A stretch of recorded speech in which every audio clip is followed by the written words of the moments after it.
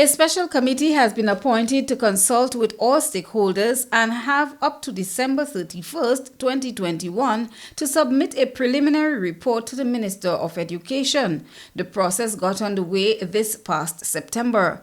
Former Education Minister, Ambassador Clarice Charles, has been appointed chairperson of the TAMCC Review Committee, and Mrs. Gertrude Niles, retired education official, will head the Education Act Review Committee. Minister for Education Emmeline Pear provided some insight into the review process. The task is really to gather all possible recommendations without any limitations, all recommendations. These recommendations will then be shared with various groups as it relates to stakeholder bodies.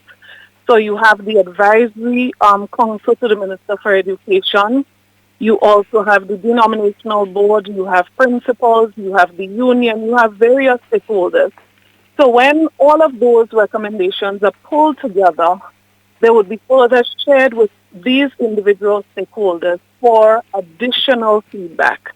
Both committees will comprise officials from the Ministry of Legal Affairs.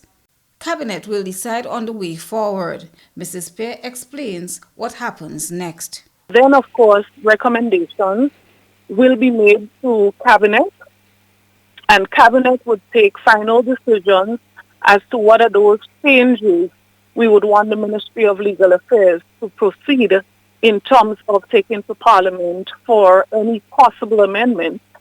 We don't know how the process would end. It may end with amendments. It may end without amendments, because this is going to be pulled from stakeholders, from the general public, their own feedback as it relates to the implementation of these acts. What are some of the limitations?